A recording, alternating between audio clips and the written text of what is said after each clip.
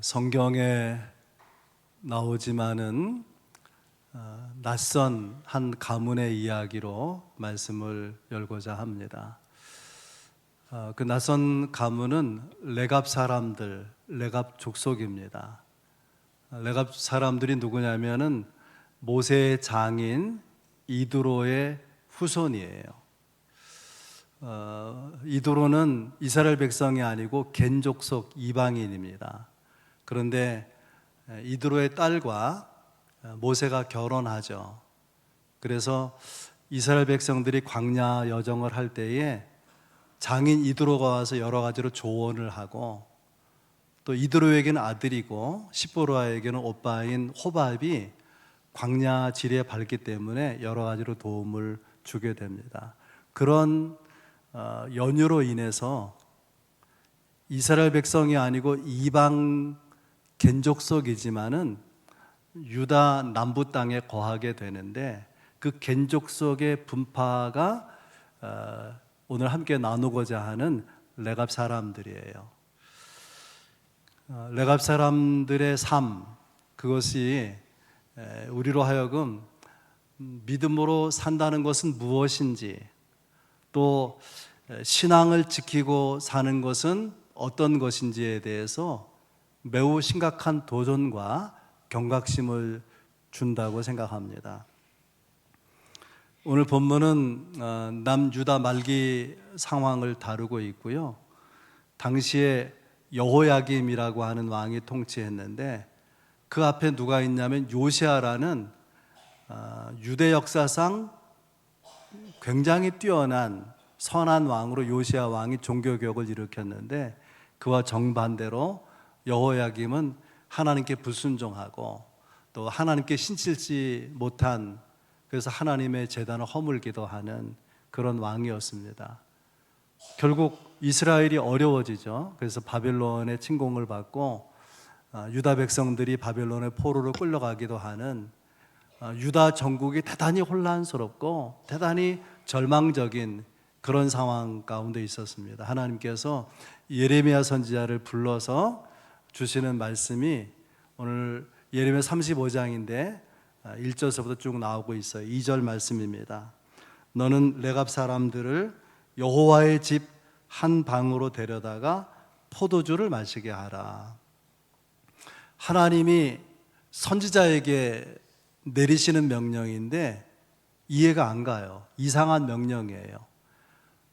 여호와의 집은 성전을 말하고, 성전의 한 방에 레갑 사람들을 데려다가 술 마시게 하라는 거예요. 이게 있을 수가 있습니까? 어떤 의도가 있는 것이죠. 나중에 나누기로 하고요. 예레미야 선지자 하나님의 명령을 받고 레갑 사람들을 성전 한 방에 들이게 되는데 4절에 나와 있습니다. 하나님의 사람, 하나님의 아들들의 방에 들어가게 했다는 거예요. 하나님의 사람이라는 표현은 모세에게, 또 선지자 사무엘에게, 엘리야나 엘리사 같은 선지자에게 붙여졌던 표현이에요. 그러니까 적어도 하나님의 사람은 선지자를 말하는 거죠. 그 선지자 하나의 아들들의 방, 선지자들이 거하는 방이고, 그 옆에는 고관들의 방이 있어요.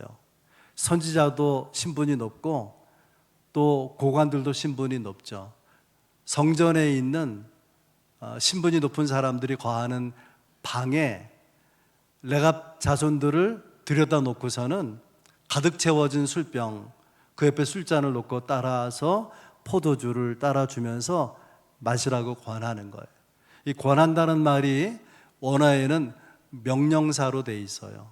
그러니까 강한 어조로 마셔 하고 명령하는 거예요. 그 방의 수준이나 거기에 있는 사람들의 신분, 그 분위기로 봐서, 또 예레미야의 어조로 봐서 거절할 수 없는 명령이죠. 그런데 레갑 사람들은 포도주 마시기를 거절해요. 그리고 이유를 35장 6절 7절에서 선조 요나답이 마시지 말라 그랬다는 거예요. 그 유훈을, 그 가훈을 지켜야 된다는 것입니다. 그러면서 세 가지 내용이 언급되고 있는데, 첫째는 포도주를 마시지 마라, 두 번째는 집을 짓지 말라, 세 번째는 파종하지 말라, 포도원을 소유하지 말라. 현실적으로 인간적으로 생각해 보면 말도 안 되는 명령이죠. 이대로 살면, 이 금기 사항을 지키면 거기서 밥이 나옵니까? 거기서 돈이 나옵니까? 그걸 안 지키면 누가 죽이기라도 하는 것입니까? 그것도 250년 전에 조상이 유훈으로 명한 그런 교훈인데, 그걸 250년 동안 지켰다는 거예요, 레갑 자손들이. 이 레갑 사람들, 250년 동안의 조상의 명령을 지킨 레갑 사람들의 삶이 우리에게 주는 교훈이 무엇이냐? 하나님의 백성들은 어떻게 살아야 되는지, 또 하나님의 백성들은 무엇을 지키고 살아가야 되는지에 대해서 우리에게 도전하고 있는 것이죠. 하나님께서 레갑 사람들을 딱 이렇게 드러나 보이게 하면서 이 사람들을 보라는 거예요. 어떻게 사는지, 어떻게 믿음을 지켜가는지 하나의 모델처럼, 샘플처럼 드러내서 보여주고 있는 것입니다. 그래서 오늘 여러분과 세 가지 내용으로 말씀 나누고자 하는데, 첫째는 그 조상 요나답이 도대체 누구냐? 요나답이 누구냐? 두 번째는 요나단이 금기로 명령한 내용, 금기로 명령한 내용. 그래서 요나단의 결심을 말하는 거거든요. 요나단의 결심이 무엇이냐? 세 번째는 그래서 받은 레갑 자손들의 복이 무엇이냐? 함께 나누면서 은혜 받기 원합니다. 요나답, 레갑 자손의 선조인 요나답이 누구냐면 북이스라엘의 오므리 왕조 시대의 인물이에요. 왕조라고 하는 것은 같은 혈통, 또 같은 가족으로 이루어진 그 왕들의 그 기간을 왕조라고 말하죠. 오므리 왕조에서 가장 유명한 인물은 아합이에요. 아합과 그 안에 이세벨이 이스라엘의 신앙을 다 피폐하게 만들었습니다. 이걸 보다 못한 예후가 이러면 안 되겠다 싶어서, 그래서 오므리 왕조의 마지막 왕인 요람을 죽이고, 그때까지 아합 왕의 아내 이세벨이 살아 있었는데 궁궐을 향해서 내시에게 이세벨을 궁궐 밖으로 던지라, 그래서 떨어져 가지고 몸이 산산조각이 나서 죽어요. 그리고 예후가 혁명, 종교개혁을 일으키게 됩니다. 북이스라엘은 모든 바알을 섬기는 사람들을 모으라는 거예요. 바알을 섬기는 제사장, 바알을 섬기는 선지자, 또 바알에 대한 관심이 많은 그런 사람들을 바알 신전에 다 모이라고. 그러면서 예후가 이렇게 말합니다. 나는 이전의 왕들보다 바알을 더 섬길 거다. 바알을 더 잘 섬길 거다. 그 바알에게 큰 제사를 드릴 것이다. 그러니 다 모이라. 모이지 않는 사람은 죽이겠다. 엄한 왕의 명령을 공포하게 되죠. 그래서 바알 신전 이 끝에 저 끝에 다 사람들이 모였어요. 그리고 미리 준비한 매복한 군사 80명을 통해서 그들 다 죽여버리게 됩니다. 예후의 혁명이에요. 이때 이 일을 결정적으로 도운 인물이 있는데 그 사람이 요나답이에요. 여호나답 혹은 요나답, 동일한 인물입니다. 이후에 예후는 북이스라엘의 왕이 되죠. 그리고 이 개혁에 가장 큰 공을 세운 요나답은 그 북이스라엘의 실세가 될 수 있고 북영화를 누릴 수 있는 기회가 온 것 아니겠습니까? 그런데 이상하게도 요나답은 정치 무대에서 사라져요. 그리고 열왕기와 10장에 왜 그렇게 하는지 이유가 나와 있는데, 예후가 처음에 하나님을 향해서 요나답이 보기에 너무나 신실한 지도자처럼 보였는데 알고 보니까 금송아지, 베델과 단에 있는 금송아지 여전히 섬기는 거예요. 그리고 전심으로 율법을 따라 지키지 않는다라는 사실을 알게 된 것입니다. 그래서 예후와 요나답이 의기투합해가지고 나라를 새롭게 하는, 나라의 종교를 새롭게 하는 일에 함께 했지만은 알고 보니까 동기가 다르고 목적이 다른 거예요. 예후는 왜 이런 일을 했느냐? 신앙이 있지만 정치적 목적이 훨씬 더 강하고, 요나답은 같이 일을 했지만은 왜 그런 일을 했느냐? 하나님을 위해서 신앙적 목적으로 이 혁명을, 종교개혁에 참여했던 것이죠. 여러분, 우리가 같은 일을 하더라도 목적이 하나님에게서 벗어나고 동기가 하나님에게서 벗어나면 아무리 큰 일을 했어도, 아무리 많은 업적이 있어서도 그것은 하나님이 받으실 만한 열매가 되지 못한다는 것을 알아야 될 것입니다. 그래서 이 사건 이후에 요나답은 예후와의 정치적인 연대를 끊어버려요. 그리고 결심합니다. 전적으로 하나님을 섬기기로. 그리고 또 한 가지는 나만이 아니라 내 자손 후손, 이 요나답 가문,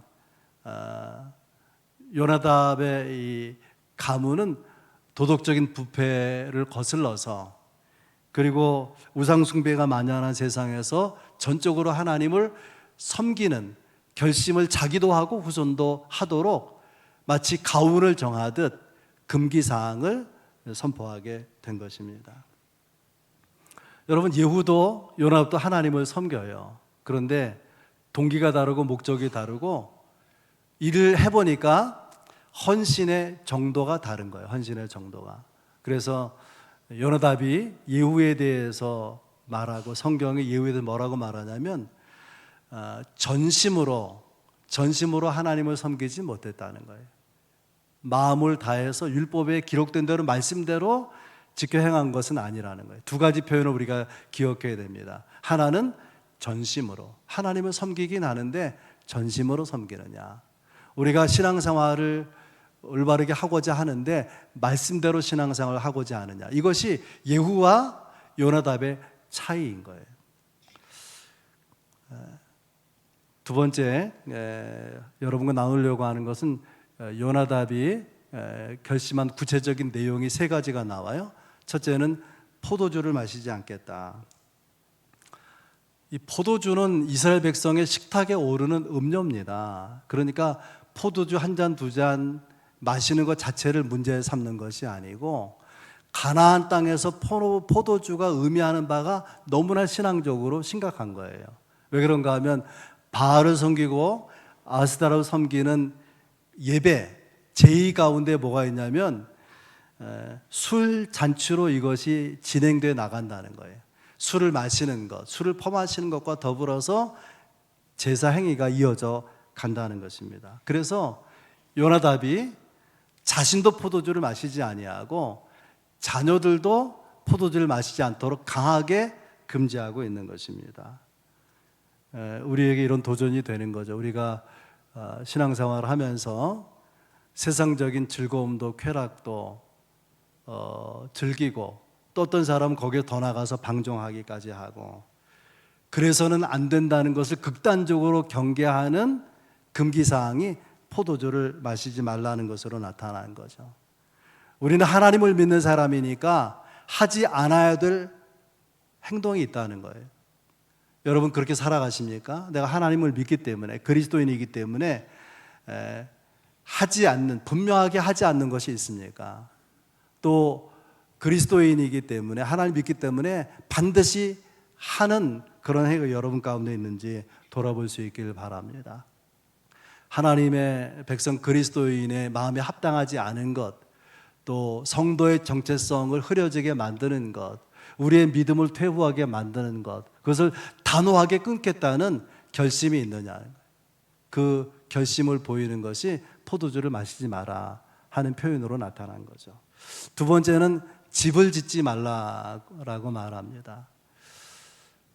우리나라 사람에게 있어서 집은 꿈과 같은 거죠. 젊은 사람들이 언제 내 집을 마련하나, 그런데 요나답은 그 후손들에게 집을 갖지 말라는 거예요. 유랑생활, 유목생활하라고 말합니다.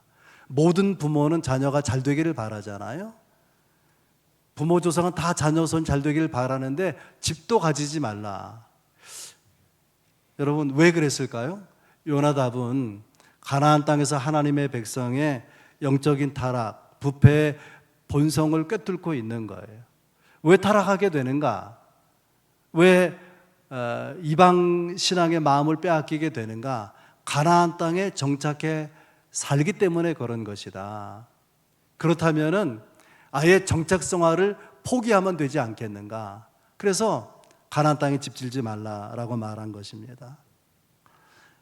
레갑 자손 그 요나단, 레갑 자손의 족속인 그 요나단은 하나님의 백성답게 살기를 결정하면서 집에 땅에 연연하지 않겠다는 거예요. 나그네처럼 이렇게 이곳저곳 옮겨 다니는 삶을 감수하는 것입니다. 여러분 우리는 이 땅에 살지만 저 영원한 하나님의 나라를 바라보고 살잖아요. 영적으로 우리는 외국인이고 영적으로 나그네로 사는 거죠. 이 땅의 마음을 다 빼앗기고 이 땅에 우리의 삶이 다 여기 뿌리 내리면 안 되는 거예요. 그 영원한 하나님의 나라를 바라보고 사는 사람들이다. 결코 잊어서는 안 될 것입니다. 세 번째는 종자도 갖지 말고 농사 짓지 말라 그랬어요. 7절에 파종하지 말며 포도원을 소유하지도 말라. 이 요나답의 명령을 지켜서 종자도 갖지 않는 것을 250년 지켜왔다는 거예요. 여러분 가나안 땅에서 농경 문화 속에서 종자도 갖지 않는, 또 농사할 땅도 갖지 않는 거, 그럼 이거 살라는 것입니까? 죽으라는 것입니까? 다 먹고 살기 위해서 우리가 직장에도 다니고 사업도 하고 이 일도 저 일도 하는 것인데 이래서 어떻게 살겠는가 그런 생각이 들기도 합니다.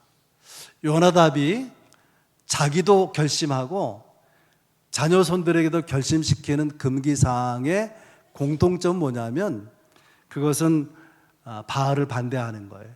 바알 종교, 또 바알 종교 문화를 거부하고 살아가는, 거기에서 나온 금기사항들입니다. 여러분 아는 것처럼 바알 아세라는 농경신이에요. 농사를 지으려면 농사법을 배워야 되잖아요.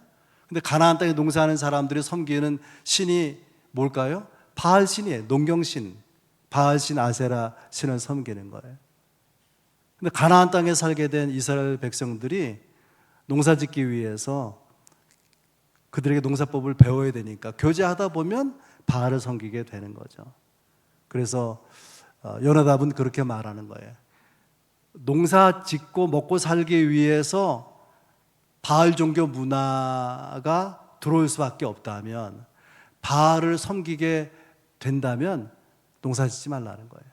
종자도 뿌리지 말라, 포도원도 가지지 말라. 얼마나 강한 명령입니까?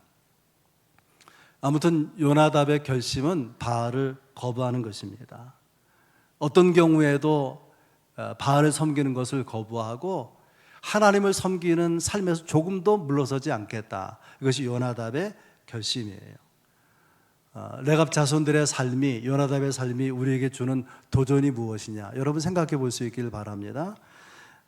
우리는 먹고 살기 위해서 세상과 적당히 타협하는 그런 삶으로 가고 있는지, 아니면 굶어 죽더라도, 소득이 줄어들더라도, 아무리 어려워지더라도 하나님을 향한 경건, 그 믿음을 지키고 살 것인가, 그것을 우리에게 묻고 있는 것입니다. 요나답이 후손들에게 금기사항으로 명령한 것, 그것은 부담스러운 거죠. 사람들은 부담을 벗어버리고 싶어 해요. 여러분 깊이 생각해 볼 수 있길 바랍니다. 신앙생활 하기 때문에, 하나님 믿기 때문에 우리가 짐을 지게 되는 것, 부담스러워하게 되는 것, 여러분 그걸 벗어버리면 어떻게 될까요? 경건은 물 건너 가는 것이죠. 우리는 부담을 피하기 위해서 세상과 타협해요. 그리고 세상 사람들에게서 이질감을 느끼지 않는 그런 비슷한 삶을 추구하며 살아가기 쉬운 것입니다. 요나답은 우리에게 무엇을 도전하느냐? 하나님의 백성으로서 무엇을 지켜야 될지, 또 무엇을 거부해야 되는지를 우리에게 묻고 있는 것입니다. 요나답은 하나님 앞에서 철저하게 경건으로 살기를 결심할 뿐 아니라 그 거룩한 신앙이 후손들, 다음 세대까지 이어지기를 간절히 원하는 거죠. 내 믿음이 다음 세대에게로. 여러분 어떻게 생각합니까? 자녀 교회 안 나와도 괜찮습니까?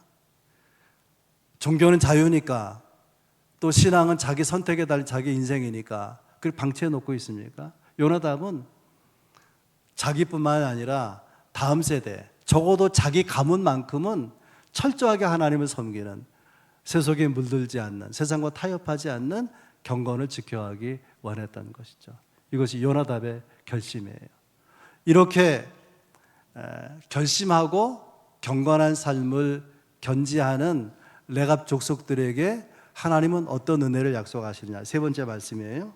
우선 13절에 보면 너는 가서 유다 사람과 예루살렘 주민에게 이르기를 너희가 내 말을 들으며 교훈을 받지 아니하겠느냐 여호와의 말씀이니라.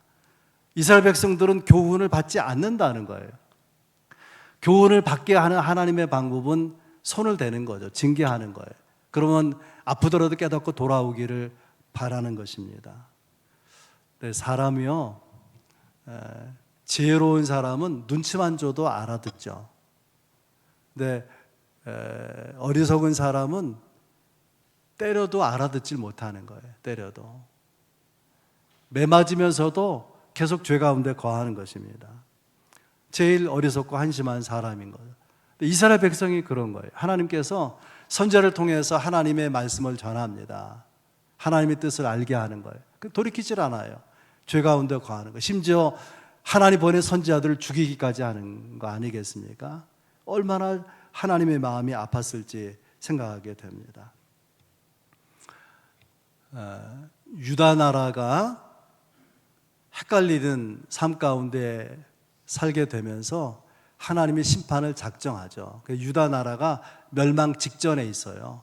바벨론 나라가 쳐들어와서 나라를 허물고 사람들을 포로로 끌고 가는 그런 상황에서 하나님께서 이 낯선 민족 레갑 사람들을 갑자기 들어서 이야기하는 거예요.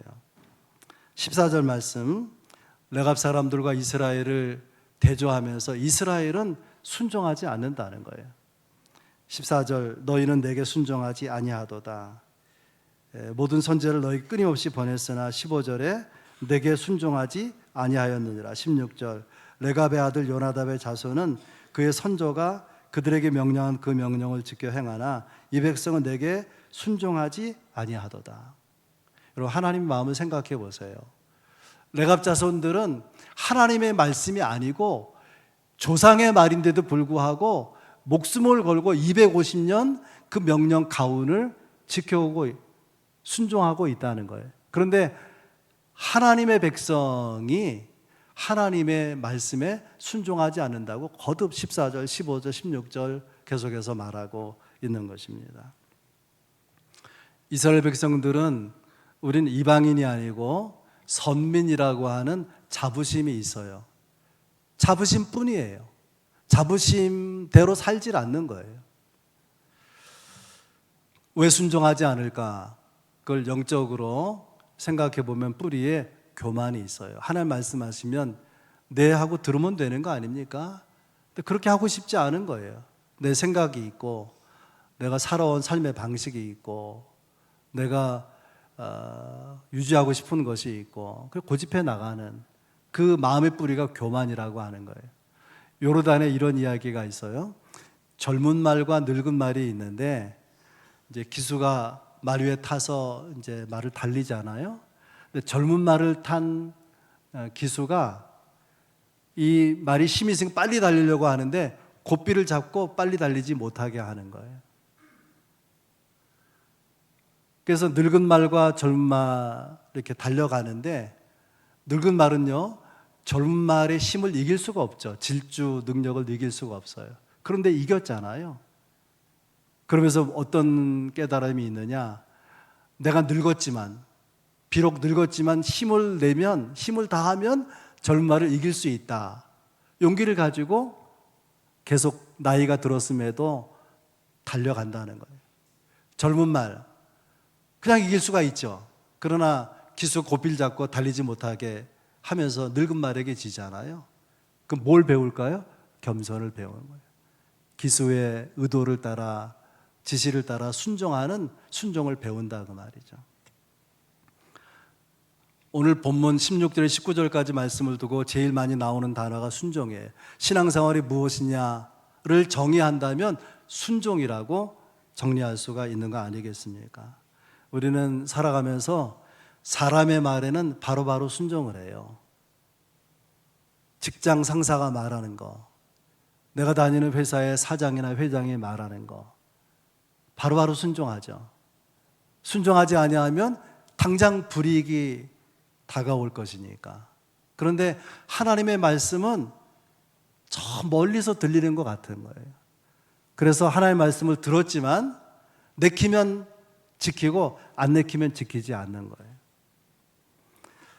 여러분, 우리가 믿는다는 것은 무엇입니까? 믿는다는 것은 말씀대로 순종하는 거예요. 성경에 기록된 말씀대로, 주님이 말씀하신 대로 순종하는 그것이 믿는 것입니다. 앤드류 머레이가 이렇게 말했어요. 거룩은 순종으로부터 출발한다.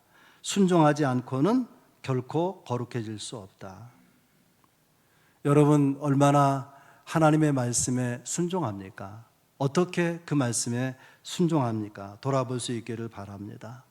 하나님께서는 이 오늘 본문을 통해서 이렇게 말씀하시는 거예요. 내가 말해도 듣지 않고 불러도 대답하지 않는 이스라엘, 내가 예고한 대로 재앙을 내릴 수밖에 없다. 17절 이하 말씀이에요. 내가 유다와 예루살렘의 모든 주민에게 내가 그들에게 대하여 선포한 모든 재앙을 내리리니 이는 내가 그들에게 말하여 듣지 아니하며 불러도 대답하지 아니함이니라 하셨다 하라. 그리고 이어서 레갑 사람들, 조상의 명령에 순종할 레갑 사람들에 대해서 이렇게 말합니다. 레갑의 아들 요나답에게서 내 앞에 설 사람이 영원히 끊어지지 아니하리라. 두 가지 복을 묵상할 수 있는데요. 레갑 사람들이 조상 요나답의 말에 순종한 결과로 목숨을 건져요.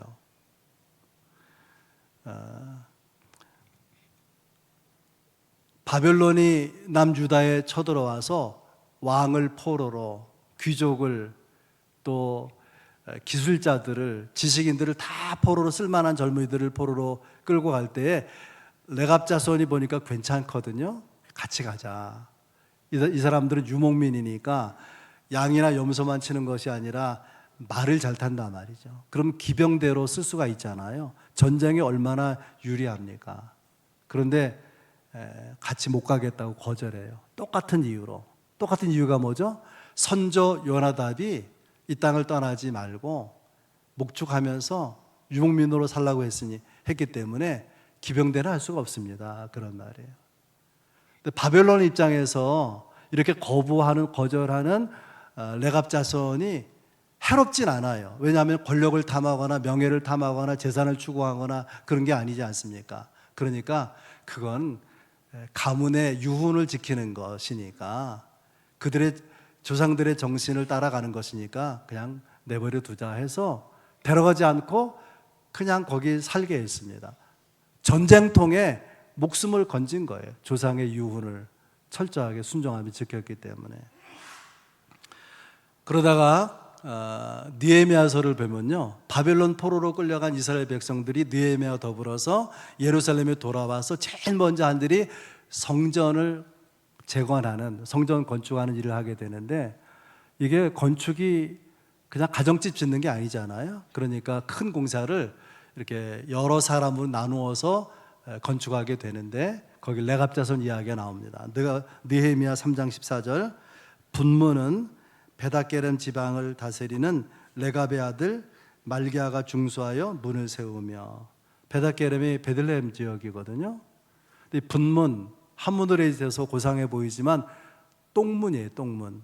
성전에서 나오는 쓰레기, 폐기물, 또 사람 몸에서 나오는 오물들, 그거를 성 바깥으로 내보낼 때에 통과하게 되는 문, 그거를 베다겔에